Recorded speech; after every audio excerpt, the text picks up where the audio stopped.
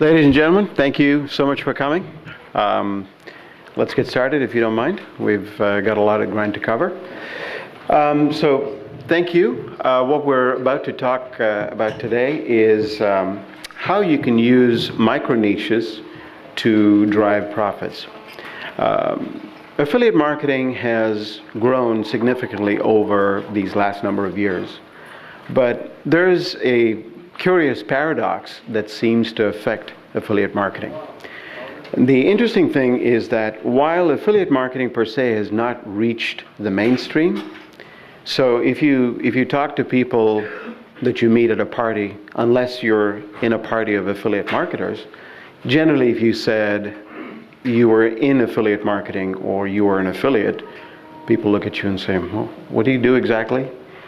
So it's not commonly known what affiliate marketing is. However, the paradox is that within affiliate marketing, it's extraordinarily competitive and the competition is very, very fierce. There's a whole lot of people vying for exactly the same product categories. And so that's causing a significant amount of problems with respect to the costs going up and the profits generally being affected. So microniches are a good way to look at how you can increase your profitability and still retain your competitive advantage. So essentially what's happening in affiliate marketing today is that all of the affiliate activities are being concentrated in a few market niches. There are a large number of affiliates, and the number of affiliates is growing aggressively every year. More and more people find that affiliate marketing is a good way to combine a business activity with being able to spend time with their families, being able to work from home, work on their own schedule, work to their own hours, etc. So it is increasing in popularity. But with the result, what is also happening is that a lot of people, a lot of affiliates are competing for the same space. And so you have a large number of affiliates that are all promoting products in a small number of niches. And so what does that do? The competition for specific search terms on search ads, etc., just goes right up. Particularly in popular areas, popular product areas, popular product niches, the cost of advertising is extraordinarily high. And that has the added impact of driving down your profitability because vendors are not necessarily paying out any more for a click or for a sale, but the costs that affiliates have to incur in driving that traffic is starting to rise. So your margins are being eroded. So having entered the affiliate marketing field as people expecting to make a very, very good living in a very convenient way, you suddenly find that your margins are being squeezed and you're wondering, what just happened? How did the world change around me? So let's talk a little bit about how we might be able to get out of this competitive pressure and break free from the clutter and sort of identify yourself separately and individually. As I said, the competition for PPC search ads being driven up every day. Now, review sites, which is a fairly popular way by which affiliates drive traffic, are also becoming more and more difficult to do. And many of you have probably experienced the Google slap that occurred a little while ago, where Google started to crack down on affiliate review sites that are not really review sites. They're fairly thin review sites where you've got 3 or 4 products and all of which have a recommendation and you have a pay link attached to each of them. Google cracked down on those. And you've probably also noticed that the FTC is starting to crack down on affiliates who write blogs with links embedded in the blogs unless you specifically identify the fact that you've been compensated in some way, that it is not purely a blog, that you are being compensated in some way by the vendors who sell that product, or that you've received free samples for evaluation which you may then use, etc. So there's a lot of pressure that is mounting on affiliates and the need to drive your profitability higher is increasing every day. So let's look at what you can do with respect to niches. So if you look at what are the most popular niches today, a lot of the affiliate activity is concentrated in some very small number of niches. The niches themselves are not especially small, but the number of them, the variety of them, is fairly small. So the internet marketing is an extraordinarily popular niche. It's sort of a circular thing where you become very successful in creating products that tell people how to be successful, and therefore you become successful and you sell more products that tell you how to be successful. Foreign exchange is a popular area as well, where given the current issue within the financial markets, people find that foreign exchange is a good area within which you can drive some traffic. Health and fitness is an eternal popular category. Weight loss, dieting, and this is both in digital products as well as physical products. I mean, you've all heard of acai berry, and everybody's probably promoted acai berry at one time or another. So health and fitness, weight loss and dieting, these are very popular areas because it's current, everybody's always talking about it. And then there's desktop software. There are a lot of smaller companies that are building desktop software that have chosen to go the affiliate marketing route instead of going through the traditional route of building their own market and getting their brand well known. They're preferring to pay the money that they would have spent in building their brand to affiliates as their payout. But the challenge with these areas is that there's a whole lot of affiliates promoting these products, and it is the very few, the very successful who really make a lot of money in those areas, and the vast majority of people are still feeling that their margins are being squeezed. So let's explore how we can improve that. So what's the difference between a niche and a micro niche? I mean, how would you differentiate and how would you create a micro niche? Essentially by using specific modifiers within a category to narrow the niche. For example, if you were promoting, let's say, a product on dog training, instead of going out and doing purchasing AdWords for dog training, which tends to be relatively competitive because there are a whole lot of people competing for it, if you were to narrow it down to Doberman training or Golden Retriever training or Labrador training, now you're getting much more focused traffic. These are people that are not looking for dog training in general. The search terms tend to be less expensive because, again, there's less competition. And the variety of dog breeds that are available out there is pretty significant. A very large variety of dog breeds are available. And to a great extent, the product that you might be promoting is not that different between one breed and another. But the opportunity to distinguish yourself from the clutter is very much better.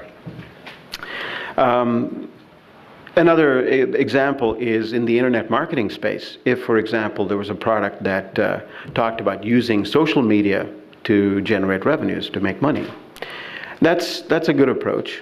But imagine how much more focused your traffic would be and how much less expensive your search terms would be if you focused it down to a specific social media vehicle like Twitter. So if you said, using Twitter to make money on the internet versus using social media to make money on the internet. That has, I mean, it might appear facetious, but what it does is it has the capability of reducing the competition down quite significantly and reducing your costs as a result. The other approach you could take, of course, is also to use languages and geography to focus your audience. So an example would be a German language guide to perfecting your golf swing. Now, if there's a product out there relating to golf swings, again, that's a fairly popular category, especially at certain times of year. In the spring, everybody wants to, polish up their golf game, especially in this side, sort of the northern hemisphere. Our springtime, which happens to be sort of between March and April, is a good time for products that relate to outdoor activities. Now, similarly, those same products you would want to promote in the Southern Hemisphere, in Australia and New Zealand, in the October-November timeframe, because that's their spring. So using languages and geography to focus your ads and your traffic generating techniques helps to narrow the clutter. It helps to break you away from the usual challenges that you face. And it reaches a very targeted audience. I mean, if you are specifically looking for golf swing as an example, you're not focused on a whole lot of people, some of whom may be looking for free tips on how to improve their golf swing. And now you bring all of these people, and if you didn't have a focused approach and you just picked the golf swing keywords, you brought a whole lot of people to your site. Some number of these people are probably looking for free tips. Now, having come there, they find that you're actually promoting a product which costs money. Now, these people are going to go away. They are not going to click on your pay link. You're not going to get paid. So what happens then is you're puzzled because you've brought a whole lot of traffic and your site counter shows that you've had so many unique visits, but so few of them are actually converting to sales. And the problem is that the traffic is not qualified. There's a lot of people who are looking for free things that have come along and found that you're not offering free things, and they go away. So if you were to qualify your search terms even further, maybe use a negative search term, for example, where you take free and you use that as a negative search term. So anybody that says free golf tips would not be brought in by that search. So that's another way to narrow your search and kind of increase it doesn't necessarily speak specifically to the micro niche, but it certainly helps to refine your traffic a lot better. The other nice thing is, from a geographic and language perspective, your benefit is that if there are people that are looking for a particular product as appealing to a particular geographic area or to a particular language, you're again able to qualify these people much better and bring in a much more refined group of people that are more likely to buy.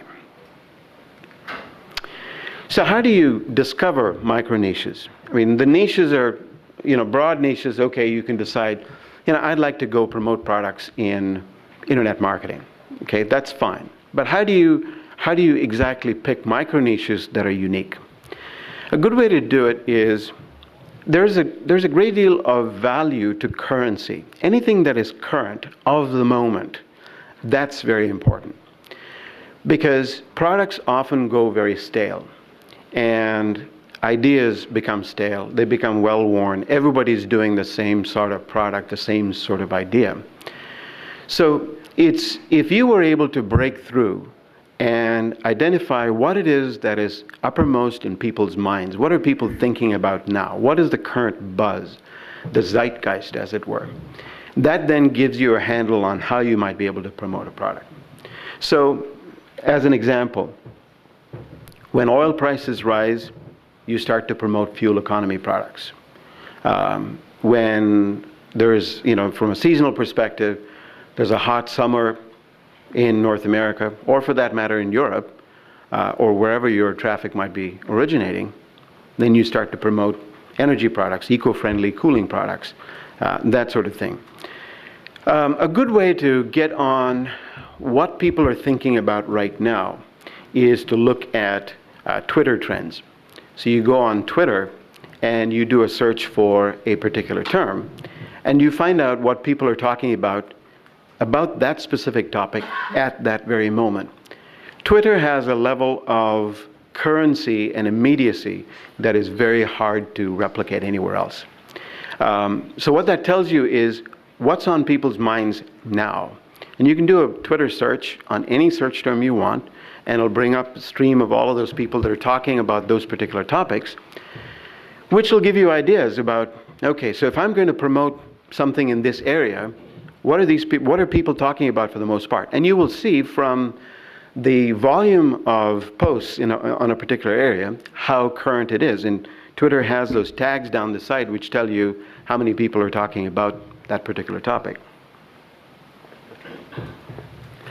Another good way to find trends is to go on Google Trends. How many of you have been on Google Trends? Right. So that's a good way to do it. Again, there's a number of different ways to look at Google Trends. You can look at it from the standpoint of timing, when in the year people search for certain things. You can look at it from a geography perspective, where in the world people are looking for certain things.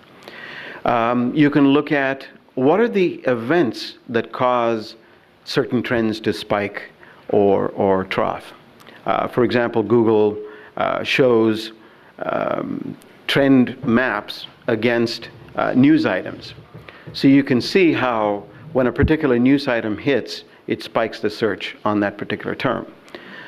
Sometimes news items don't influence trends, search trends, but sometimes they do.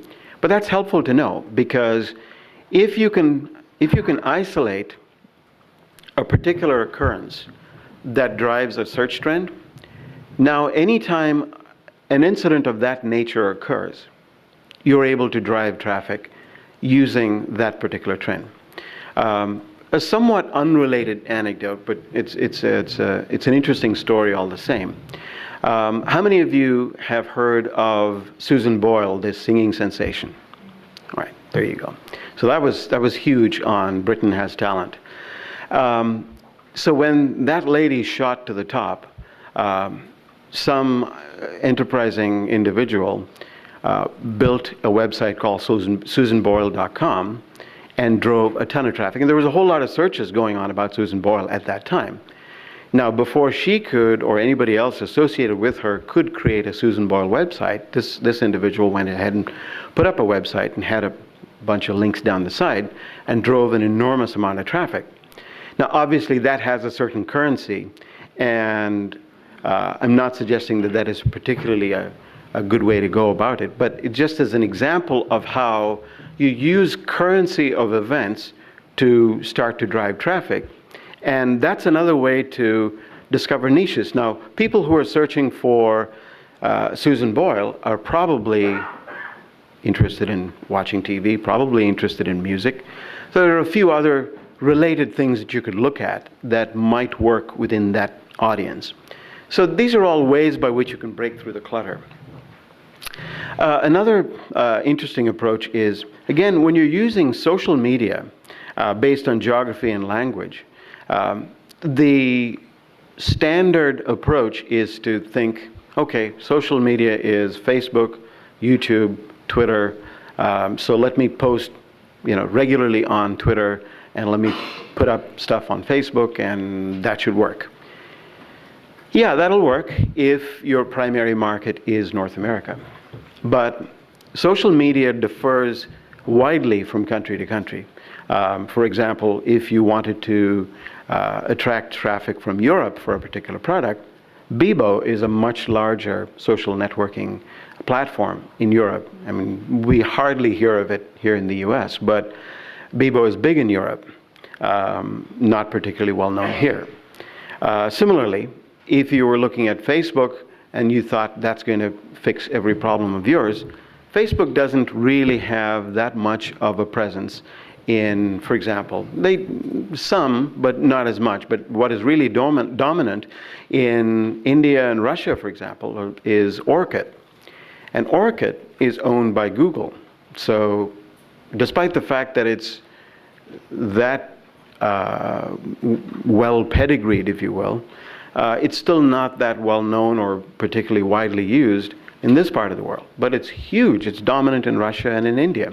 So if that's where you want to generate your traffic, that's the medium that you want to be using.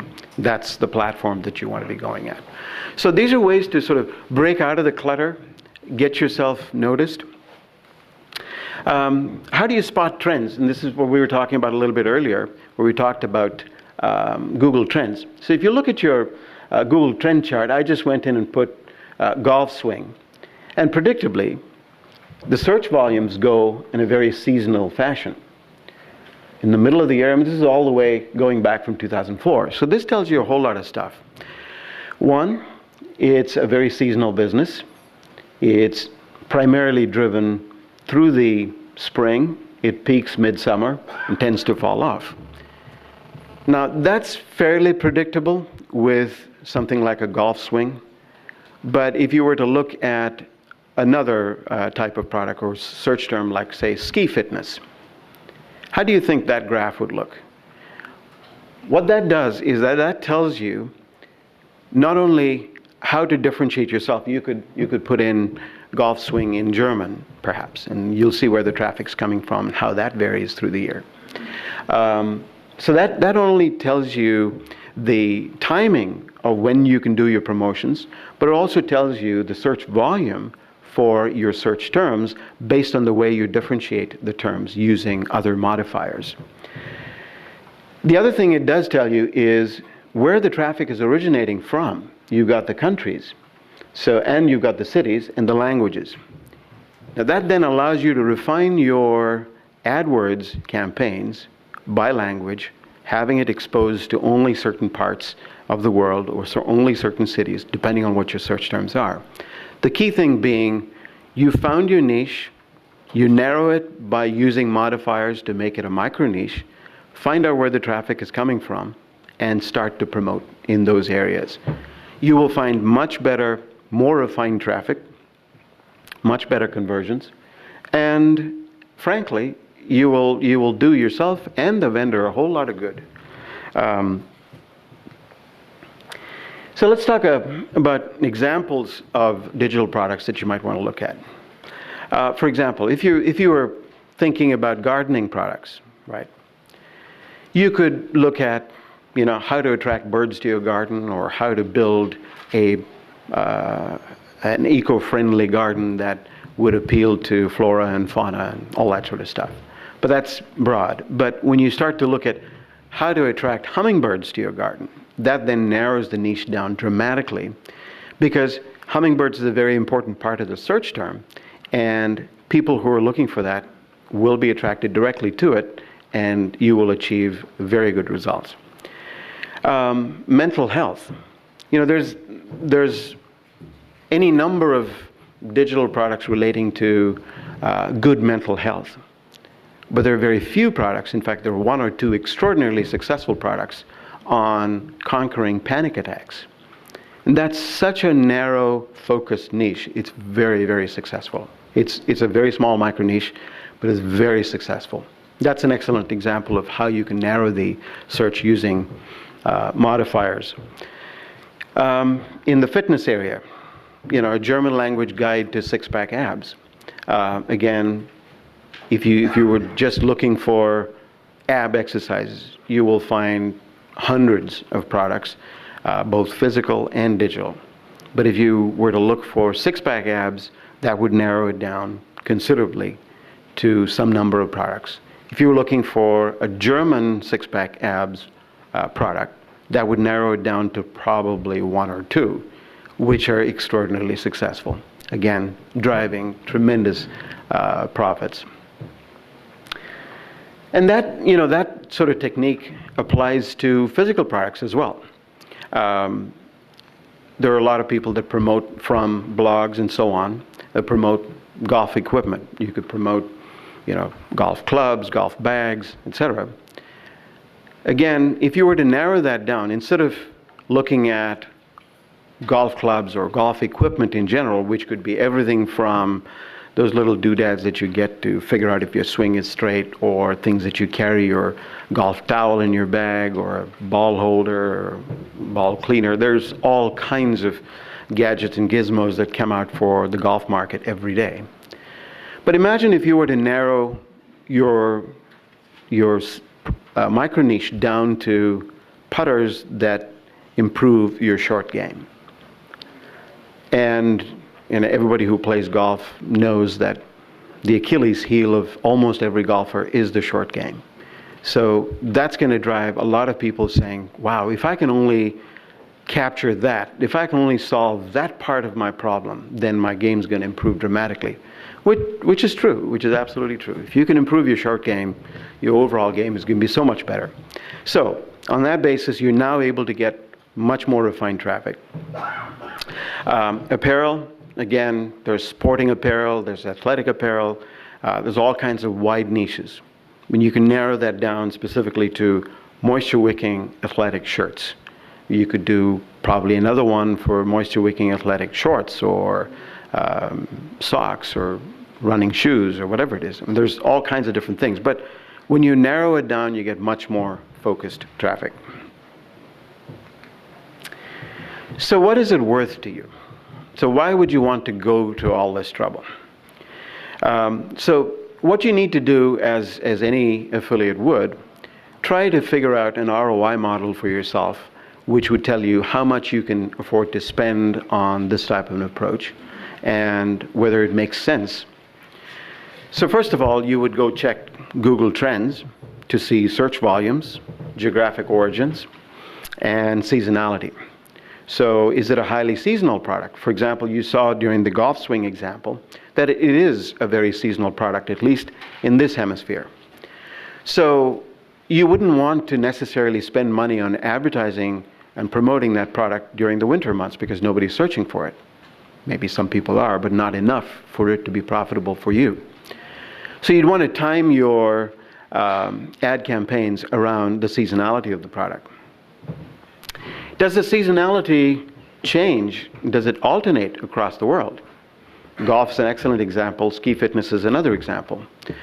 Now, the volume of traffic coming from Australia and New Zealand and South Africa may not be enough to offset the fall off in volume in North America and Western Europe, because their seasonality is completely opposite. So when you get to New Zealand, where their summer is our winter and vice versa, you're able to take the same promotions that you were using in spring and summer here and use it in kind of fall and winter, our fall and winter, which would be their spring and summer. But the volumes are not exactly the same. It's a much smaller population, so the traffic will be less. But at least you're able to organize your bidding in such a way, organize your advertising campaigns in such a way that you're maximizing on what you can do. It's sort of like crop rotation. You plant a crop, you harvest that crop, and then you plant something else.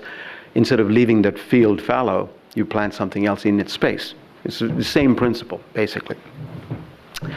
And are the searches restricted to a language or geography? That's another very interesting thing. If only people that speak a particular language are doing a particular search, you want to refine your ad campaigns to that particular language and that particular geography. And that, again, helps to narrow your niche, and it helps to drive very qualified traffic. So once you've determined that, you then calculate your costs with your promotions timed synchronously with the search volumes. So what you want to do is you'd step up your promotions as the search volumes increase and drop your promotions or pause your campaigns as the search volumes decrease. Now, this is very obvious. I'm not telling you anything you don't know. But what's interesting is when you start to refine your search terms down to micro niches, you're able to do very much more with the same ad dollar. So you're able to spread your campaigns out. You can run 3 or maybe 4 campaigns for about the same money as you would have done using a shotgun sort of scatterblast approach where you fire off these same search terms all the year round and you got the campaign running all the time. So that allows you to maximize on your investment. And you can also do by time of day, by the city. So you can do day part bidding with Google, where you want your ad to show only at certain times, or you can have it show only in certain geographies, only in certain cities, and you can combine all of that to get very refined, very pure, very qualified traffic, which will convert better. And that then translates to language, country, city, all of those things. So why would you go through this? What does that mean to you? How does that help you? Essentially, a more qualified, focused audience gives you better conversions. You're much more able to capitalize on your advertising dollar. Cheaper search terms and ad costs means better margins. So even if merchants are not paying out more per sale, your costs are lower, and so therefore you're able to drive better profits, which is the object of the exercise. And less competition obviously means more sales, because there are fewer people competing for the same eyeballs, for the same share of wallet, and you're able to drive much better profits. And targeted customers means lower refunds and better payouts. Lower refunds is kind of an interesting point to think about. Generally, most affiliates think that once the transaction is done, once the lead has been passed and the deal gets done, you're fine, you're out of it, there's nothing much you can do about it. But if the transaction that you're promoting ends in a refund, assuming of course that this is a pay-per sale type of activity, if that ends in a refund, now that refund costs you too. It doesn't just cost the vendor, it costs you as well. So if you can get targeted customers who are looking for exactly the type of product that you're promoting, the chances of refund are dramatically reduced, and it certainly helps you get much more qualified business. So, any questions on that? Yes? Hi, my name is Nikki. What would you recommend where to start? Do you start from searching the product and see like if it's going to fit with the season, or you start from look at what is going on with the product? That's a good question. Could everybody here, would you like me to repeat the question? Okay. So the question was, where would you start? Would you start by picking a product, or would you start by trying to go look for search terms, etc.? Generally, it's a good idea to go with whatever your chosen vehicle for promotion is. So you might be promoting through a blog, or you might be promoting through PPC search terms, or whatever it is. Go with what you know. If you're familiar with, if you're an avid golfer, for example, then yes, go with golf. That's a good area to go. Essentially, the more you know about the topic about the product or the topic that you're promoting, the more successful you're likely to be, because you've got that advantage over your competition. If you have a website, you've got a newsletter, you've got people who subscribe to your newsletter, and you send that out, and that's on maybe financial advice, then that would be an area to start. But if you're saying, well, I don't really know, I haven't started, and I'm trying to figure it out, a good way to do that would be to figure out what people are talking about, what is current in everybody's mind, which is my example of going on Twitter, looking at Twitter trends, and trying to figure out what's on people's minds. So that gives you a notion of the kinds of topics that's got people's imaginations fired up. That then tells you that if I were to promote an area, promote a topic in this area, this has got a lot of people looking at it, so there's likely to be a lot of interest in purchasing products related to that. So search trends through Google is one good way of looking at it. But for search trends within Google, you need to know what terms you're looking for in terms of trends. Twitter gives you a much better approach where you can just go look at all the topics. You can put in some search terms, see what people are talking about right now. So that might be a good way to do it. Yes, sir. How do you qualify or quantify the potential market revenue of online buyers in a niche? Okay. The question is, how do you quantify the potential revenue from online buyers in a particular niche? There are a couple of different ways of doing it. None of these ways is exact. It's a relatively inexact science. But once you know what the niche or the micro niche is, then again, going on Google Trends, you can see where the trends are coming from and what the search volume is. Most affiliate marketers assume a percentage level of conversion. So meaning, if I have 100 visitors to my site, or if I have 100 people clicking on my link, then some percentage of that 100 will buy. Usually, if you've got, in that kind of raw conversion, if you're looking at anything from 1.5% to 3%, you're doing very well. If you hit 3% conversion on people that just click on a link, you're doing phenomenally well. So obviously you want to bring a lot of traffic over. Now this is, mind you, this is not for a specific focused newsletter or website where you've got subscribers that are coming to the site regularly. They are much more qualified. But if you're just doing a search term, 2-3% is a pretty good conversion. From that, you would then figure out, okay, if I need to bring in, if I want to make X dollars a month, that would translate to this many clicks. So applying that percentage, that means I have to bring this much of traffic to my site. So how would I go about doing that? Where do these traffic sources originate? Do I have a list that I can email to? Do I have PPC ads that I can run? Is there a blog that I'm using? Is there a website that I host? So there are all these different sources, and you identify the traffic that comes from each of these sources and kind of ascribe some percentage of people that will click on the ad. So 30% of the people that come to my blog will click on a link there and come to this site. Of that 30% that come here, some smaller number, say 10%, will actually click on the link to buy. So by that, when you establish your funnel, you can kind of figure out, it's going to be crude at first, but with experience, you'll refine it. The only real way to do it is through experimentation. So you would do a test. So you would put an ad out, see what happens, and you would split test. You would, in most successful affiliates, in fact, all successful affiliates, split test relentlessly. They're testing all the time. If you change one variable, you always test it against the something where you didn't change a variable. Yes? Sure. For example, if your niche were left-handed women golfers over the age of 65 in Florida. Perfect.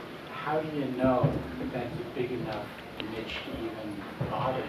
Well, there clearly are lots of left-handed women golfers over the age of 65 in Florida. Yep.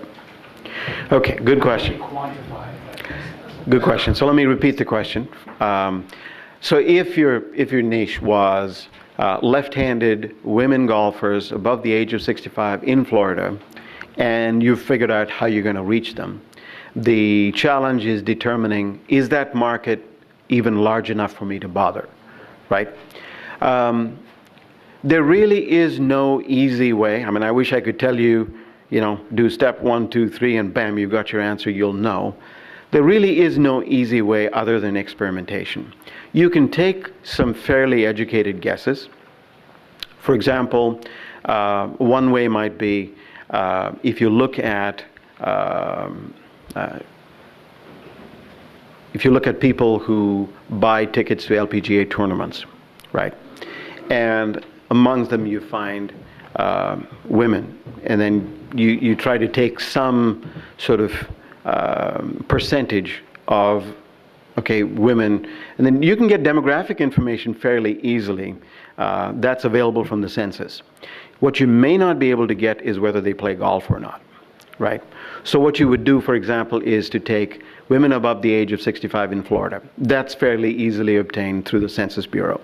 So you'd get that information. You might even narrow that down to certain zip codes. So you'd say, generally middle class, upper middle class zip codes in Florida, and look at the population of women above the age of 65. So you've got that core data. Then you would probably need to look at some other way of applying a percentage of that population. How many are golfers, right? And then you'd have to look at some sort of, and the way you might do that might be surveying Golf Magazine, golf clubs or something like that, figuring out some percentage, right? Then you would try to determine what is the average amount of money that these folks spend in a year on golf equipment or supplies or whatever. So you take those kinds of factors. It's going to be rough. It's going to be kind of a rule of thumb. It's not going to be accurate, but you'll have some idea. I mean, is it bigger than a bread box is kind of what you want to know. And once you got that, then you can start your testing. You can't really avoid experimentation and a little bit of trial investment. I mean, that's the real ultimate test. And you're going to run through that, do a test, and see what percentage of conversion you get. You would improve your sales page. You would improve, the appeal. For example, even the language that you use in your sales page can make a big difference between whether you appeal to men or women, right? Particularly if you're talking about women over the age of 65, you would think in terms of maybe even hiring a copywriter to go through, write in language that appeals to those folks so that the conversion rates go up. And then you've got, better understanding. But really, you do have to do some experimentation after that. Maybe you take $2,000 and kind of do an investment and say, okay, I've narrowed it down. I'm going to try this, see what happens. Gauge from that if it makes sense, and go forward. Yes, sir. I was just going to give a suggestion of Please. what I use for doing this exact kind of thing, which is actually using the Google Keyword Tool. And if you use the Google Keyword Tool and put in keyword, it'll tell you how many total searches there are for a term. And so what you could start off by doing is you first see what the total searches were for golfing, obviously very high. Then you could actually say left-handed female golfers, and then see how that number goes down. And sometimes and you can even sometimes do it geographically. I was once playing with each of psychics and trying to play around with it. And for the psychics, huge numbers, and it tells you both numbers of searches, and there's a little green bar that gives you advertiser competition. And then, for instance, when I played around, I tried, for some reason, I tried psychics and I keyed in different cities, and then when it turned out psychics in Los Angeles had huge. Huge. But versus New York. Sure, absolutely, yeah. You can play around with that before you actually start spending money. You can start getting a sense, and it will also break it down and give you even more specific terms within the ones that you gave, and then you can sometimes get surprised and find out which are other niches that you might find. Cool. If you just do a Google search or Google keyword tool. Yeah, great. Yes, sir. I'm Robin, I'm from Denmark. I work with Facebook ads, and I think there's a lot easier solution than to just go into the Facebook ads panel, choose Florida, select everyone who has interest, golf, male or female, set the age requirements, you have the exact number. Right. Of Facebook members. Yeah, and then you just have to see how many yeah, what percentage of people are Facebook members, and just apply that percent. Maybe it's not the size, but sure. That's a good point. That's a very good point. See, that's again a great point in terms of using social media, because social media represent a portion of the overall market. So once you know that for a particular age group, let's say 65 and over, they're probably not big-time Facebook users, but still, there's some number that use Facebook.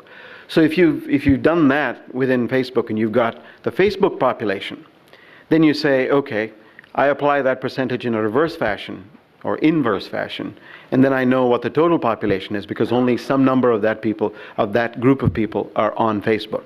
So now you get the broader population. There's a number of different ways of doing it. Yes, sir. Why don't also go to like a Florida Golfing Magazine website and look at their Alexa demos. There you go. Yeah, that's a good way to do it.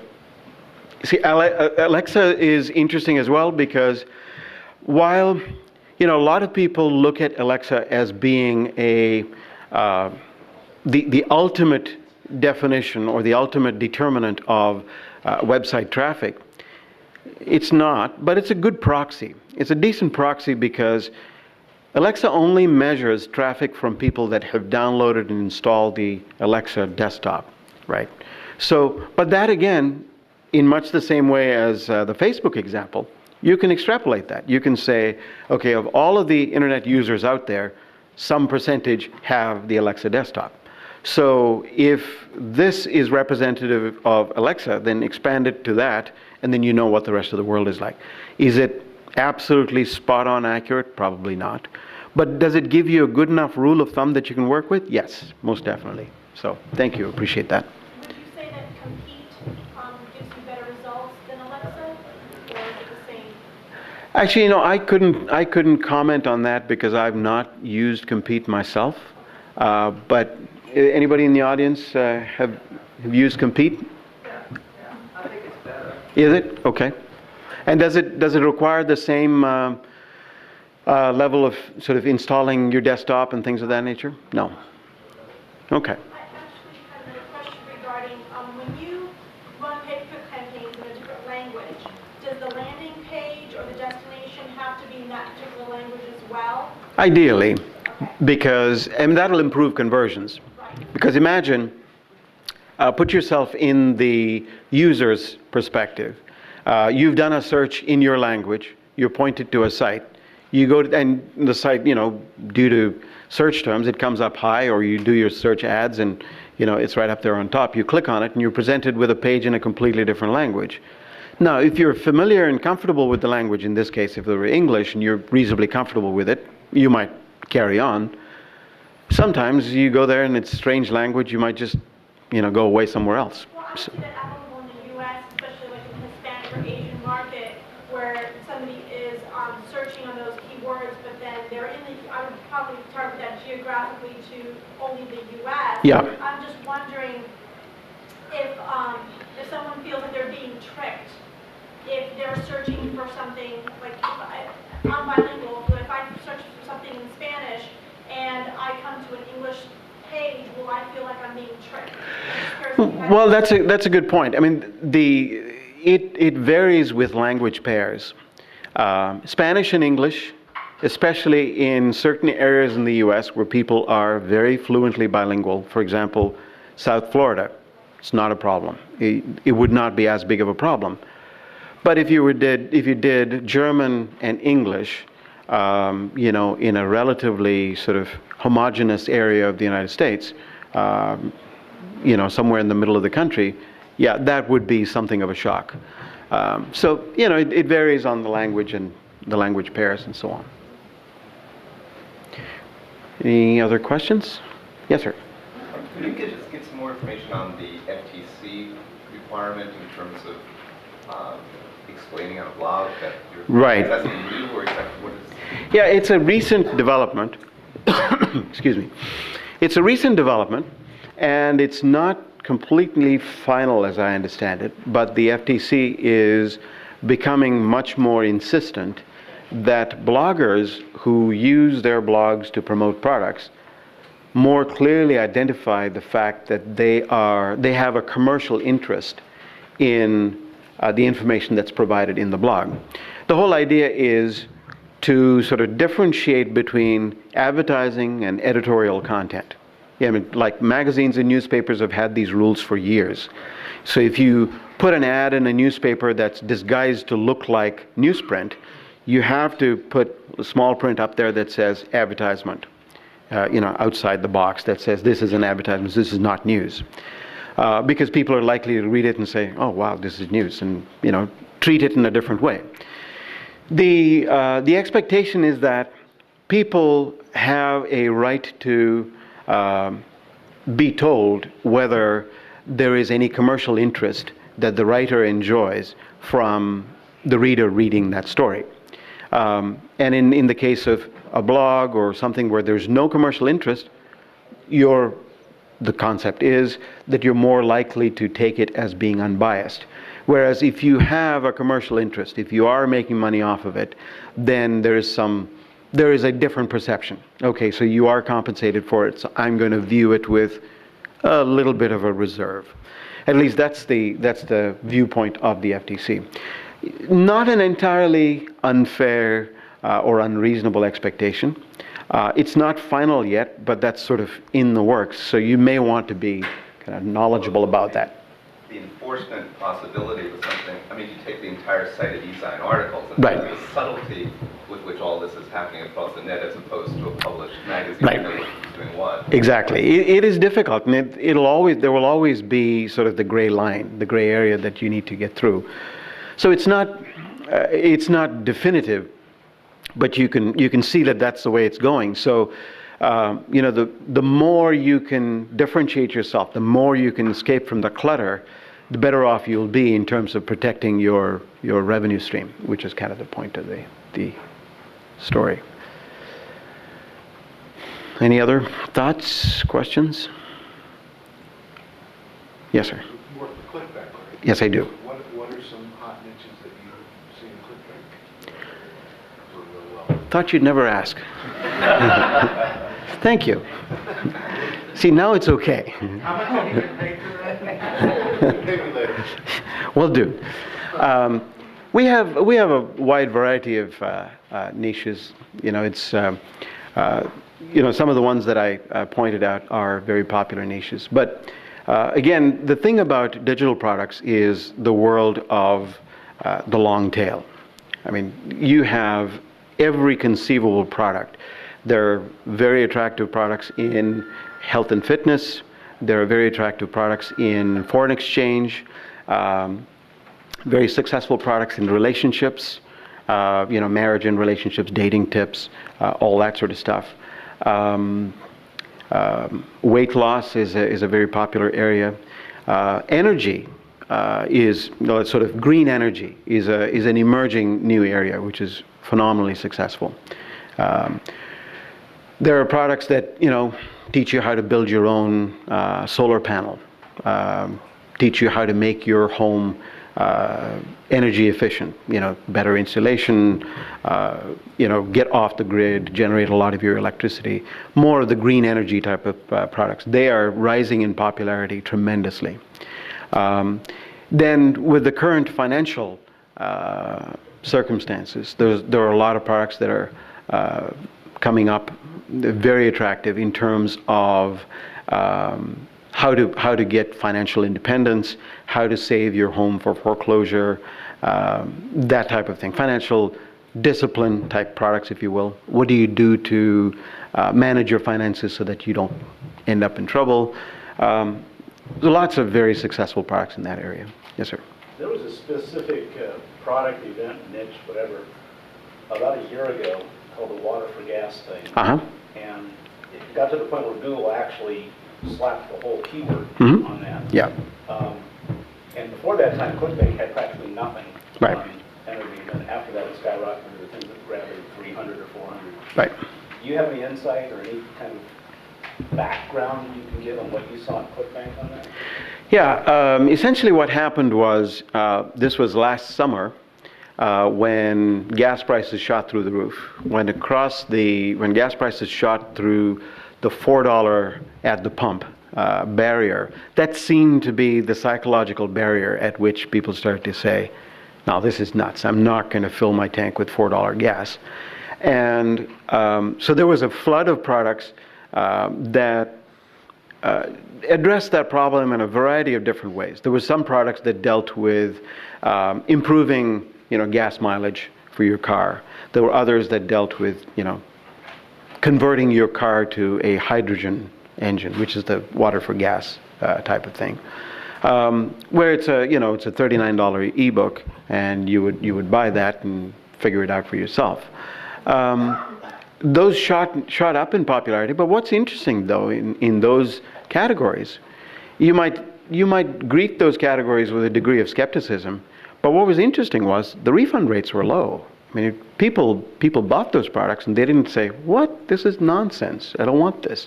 That didn't happen at all. I mean, the refund rates were well within our guidelines, which is well below 7%.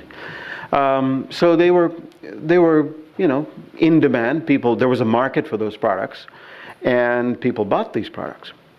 Then gas prices went down. The market dropped out of these. The bottom just fell out of those markets. People just didn't want to go through this trouble, and they turned their attention to foreign exchange, to energy, and then you come through the winter and it's the start of the spring. People start to get into fitness because they want to look good to be at the poolside or at the beach, whatever it is. So health and fitness rises. So that's essentially what happened. Essentially, this was another point of mine, if you recall from the presentation a little earlier. When you jump on the zeitgeist, what is happening at the moment? If there's something that's got people's imagination grabbed at the moment, now you've got something. So you have an opportunity, if you can find products that cater to that particular need or that particular feeling, then you have an opportunity. Yes, sir. So I'm an affiliate for ClickBank, Uh-huh. and Welcome. thank you. And one of the challenges that I have is that there's so many different products out there, but what I don't know is what's the conversion rate. Yeah. So some kind of transparency would actually be very helpful for me, since you have the analytics. Right. Right. So can you address that a little bit? Absolutely. The question was, what can we do? And I don't want to turn this into a ClickBank session, but that's where it's heading, which is fine. The question was, what can we do to address conversion rates for products on ClickBank? Well, ClickBank is a little bit different from most other networks in that most other affiliate networks, if an affiliate sends unqualified traffic, which does not convert, the networks cut that affiliate off. You're not allowed to promote that product anymore. So, and they do that to preserve the conversion rates for the products. So if you have bad traffic, unqualified traffic that's going towards a particular product and it doesn't convert, now suddenly the product's conversion rates look really, really bad. And other networks sort of cut that affiliate off. We take the approach that, good, bad, or indifferent, every affiliate should have the opportunity to promote all products. And so therefore, individual product conversion rates are not quite as meaningful on ClickBank, because you could have a lot of affiliates. We have over 110,000 active affiliates. And there's a lot of traffic coming to a lot of products. So if you look at the raw conversion numbers, it may not be entirely meaningful. But there is a proxy. There is a marketplace stat that you can look at that tells you which products are more successful than others in terms of the way they convert, and that is the gravity number. Gravity is a numerical number. There is no maximum to it. It's a calculated number based on the number of affiliates that are promoting a product, the recency of their promotions. It's got an 8-week window. So if you had a lot of affiliates promoting a product 9 weeks ago, that wouldn't affect the gravity now. So there's a recency effect, and there's refunds are included because it takes into account net sales, so gross sales less refunds. So gravity is a good proxy for that, because if you look at gravity, you can say, okay, now this product has a gravity of 500, this other product has a gravity of 150. So does that mean the 500 gravity product is more than 3 times better than this one? No, it doesn't mean that. It just means that there are more affiliates more recently promoting the product with fewer refunds, right? And if you watch how gravity sort of rises and falls, that tells you where in the product life cycle that particular product is. All products have a life cycle. They rise, they reach their maturity, they plateau, and then they drop. So vendors usually like to introduce new products just about the time when the first product has reached its maturity and starting on the down climb. So at that time they launch a new product. So it helps to know that. And now we have a new help center on our website, which directs you to lots of information, lots of resources that help people understand what's going on a lot better. So clickbank.com/help center. Can I just clarify one thing on the gravity? If you have a gravity of, say, 400 for Yep. product A, and a gravity of 200 for product B, but product A has tons of affiliates promoting it, and product B has, 10 affiliates. Well, actually, what I'm saying, you have 2 products, and 2 people have 2 products that have the same gravity, 400 to 400, and one have many more affiliates promoting it with a certain level of success, and the other one have a lot less affiliates with a lot more success. Could that happen, or is the... Well, it could potentially happen because there are a number of different factors that influence it, but in general, all things being the same, gravity takes into account not only the relative success of the affiliate, but also the number of affiliates, right? So in general, products with higher gravity are promoted more successfully by affiliates than products with lower gravity. So the number of affiliates is a big component of the gravity Yes. calculation. That was what I was talking about. That is exactly right, yeah. So that's a big part. Yeah, absolutely. Yes, sir. Do you have a reporting on gravity trends? Not at the current moment, no. But you'd have to track it, yes. There's a third party that does that. Yeah, there are a number of third parties that provide that tool. One more question, because we're... Will a product with a higher gravity always have more affiliates than a product with less gravity? Is that what that means? Yes. That is as of that point in time. It's always a snapshot in time. The marketplace stats are refreshed every night. So it's on a 24-hour basis. So it's a snapshot. As of that point in time, higher gravity means more affiliates promoting that product. One last question, and then we are done. No? Great. Thank you very much. Appreciate your time.